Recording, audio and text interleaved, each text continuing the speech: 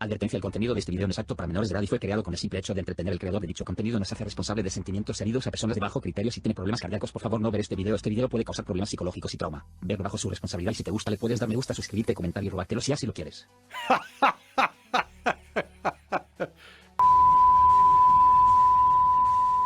El triunfo de Donald Trump en las elecciones presidenciales de Estados Unidos desataría una cadena de acciones en contra de México y sus ciudadanos, que despertarían entre los electores un sentimiento nacionalista que favorecería a Andrés Manuel López Obrador, quien desde hace más de una década mantiene ese discurso.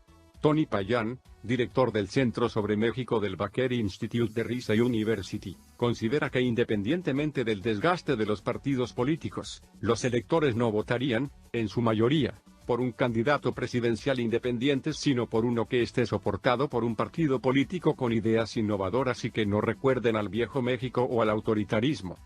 Para Tony Payán, una victoria de Trump inclinaría en México la balanza hacia un discurso pro-López Obradorista.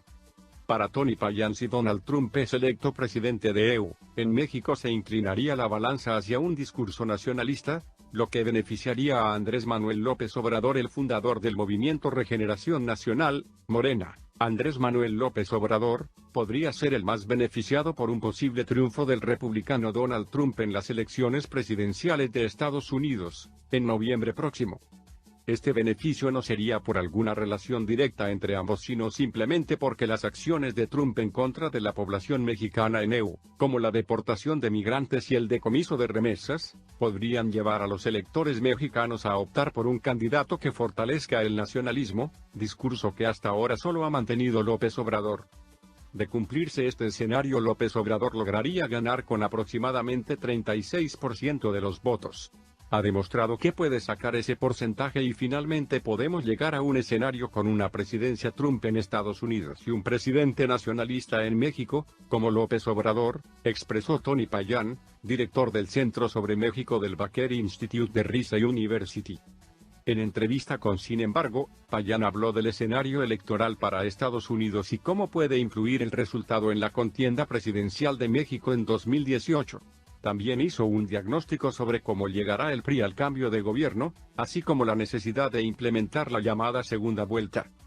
Insistió en que la reacción en México a una presidencia de Trump sería definitivamente nacionalista. Yo creo que es cuestión de dignidad, de que muchos mexicanos se van a ver, habiendo sido tan buenos socios de Estados Unidos, tan obedientes del consenso de Washington, tan liberales y tan abiertos a este consenso, sería ilógico que se agacharan ante una embestida o una presidencia de Trump, y me parece que es ahí donde candidatos nacionalistas, en México, podrían tomar ventaja de esto. Aparte de López Obrador, ¿a quién más de los que se menciona hasta ahora como presidenciables se les podría decir que son nacionalistas? No hay, y es aquí donde López Obrador tiene una ventaja comparativa y pudiera obtener los votantes adicionales de 3 o 4 puntos porcentuales y tomar ventaja. Ahora, yo no estoy convencido que sea la terrible persona que se le atribuye cuando tiene un antecedente que es el haber gobernado la capital del país, que se convirtió en ese entonces en un espacio muy vivible, abierto, liberal. Entonces yo creo que en ese sentido tampoco es la amenaza. Lo que pasa es que yo creo que al PRI, Partido Revolucionario Institucional, y al PAN, Partido Acción Nacional, les interesa continuar con este juego bipartidista y de alguna manera ir descontando las aspiraciones de este 30-33% de mexicanos que quisieran ver otro tipo de economía más incluyente, y es ahí donde creo que López Obrador podría tomar ventaja. En términos prácticos, ¿qué tan bueno sería para México, tomando en cuenta la situación actual, votar por una izquierda que no tiene experiencia gobernando al país? La experiencia política es algo que se adquiere gobernando. Si nos remontamos a los triunfos panistas de los 90 y los años 2000, fue muy obvio que el PAN no tenía experiencia gobernando, pero ha abierto espacios, ha ido aprendiendo, estableciendo acuerdos que le permiten participar en la gobernabilidad de este país. Ha sido un aprendizaje y se ha tenido que someter a este tipo de procesos, de aprender a gobernar, y lo han logrado. Morena, la plataforma política de López Obrador, sí la tiene. Lo importante de un individuo son sus antecedentes políticos administrativos, y en el caso de Andrés Manuel, era un priista, era un político prominente, es un personaje que gobernó y, por supuesto, fue alcalde de la Ciudad de México, que es del tamaño de un país completo, con problemas muy complejos. En ese sentido no es un inexperto tampoco, no es un hombre que no entienda la política. Signo de interrogación abierta. Entonces, ¿por qué no ha ganado la presidencia en sus intentos anteriores? Quizás son sus ideas las que asustan a la clase media, algunas de sus tácticas las que asustan a los 50 millones de mexicanos que pudieran optar por una opción de izquierda, y a veces López Obrador envía las señales erróneas cuando dice, por ejemplo, al diablo con las instituciones, y si hay algo que le gusta a la clase media son las instituciones, la predecibilidad, la estabilidad, le gusta el orden, y cuando alguien escucha al diablo con las instituciones, le asusta.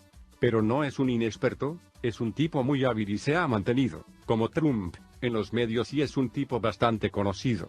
La izquierda no tiene experiencia, pero él sí. Entonces habremos de ver cómo resulta el escenario en 2018 si él es el candidato de Morena, que parece que así será. Signo de interrogación abierta. López Obrador podría recuperar la imagen de la figura presidencial que se ha venido perdiendo desde el sexenio de Vicente Fox.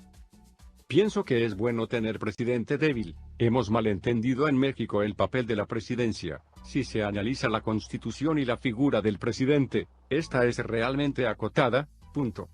Es fuerte por ser cabeza de Estado y cabeza de gobierno. ¿Quién gobierna y quién debe gobernar este país? ¿Quién tiene el control del presupuesto y de la estructura fiscal? Es el Congreso. Nos debe preocupar más la Constitución, el actuar, la vida del Congreso que la vida del presidente. Los presidentes tienden a atraer mucha atención hacia sí mismos, pero realmente quien tiene las riendas del poder es el Congreso. Yo creo que en ese sentido no nos debe asustar una presidencia débil. Lo que pasa es que estábamos acostumbrados a tener una presidencia fuerte. En ese sentido, yo creo que debemos preocuparnos más bien por la entidad, que se supone incorpora los deseos de los mexicanos, el Congreso. Las ideas de AMLO en contra de las instituciones asustan a la clase media, afirmó Tony Payán. ¿Y los demás? Al hablar del escenario electoral hacia 2018, Tony Payán ni siquiera menciona al Partido de la Revolución Democrática, PRD, fuera, y descarta que los candidatos independientes vayan a tener una presencia importante. La disputa por la presidencia, afirmó, se dará entre tres partidos: Morena, el PAN y el PRI, aunque de estos tres y después de los resultados de las elecciones intermedias de junio de este año, el revolucionario institucional ya no tiene nada más que ofrecer en estos momentos más que tecnócratas. Si estás hablando del secretario de Hacienda, Luis Videgaray, de Gobernación, Miguel Ángel Osorio Chong, o del nuevo líder del partido, Enrique Ochoa Reza, los potenciales, pues impulsan una agenda muy concreta. Destacó que el PRI asumió el papel de partido de derecha que por ideología correspondía al PAN, debido a que impulsó una agenda globalista, internacional, privatizadora, pero al mismo tiempo a nivel local, quiere mantener la imagen de un partido populista cercano a la gente, y yo creo que esto es lo que está fracturando al PRI, que está jugando un doble juego. Por un lado el de partido de derecha neoliberal y por otro ese juego de partido más cercano a la gente, pero al mismo tiempo que está impulsando políticas que dañan a la mayoría. Considera que este es el momento en el que México debe transitar hacia un gobierno de instituciones en lugar de que sea una persona, sustentada por un partido político, la que gobierne al país. Eso es el pasado. Ciertos grupos empiezan a promover la posibilidad de una candidatura independiente a la presidencia. ¿Esto puede detonar un cambio? ¿Es factible? Yo no veo en este momento a los candidatos independientes como una opción viable.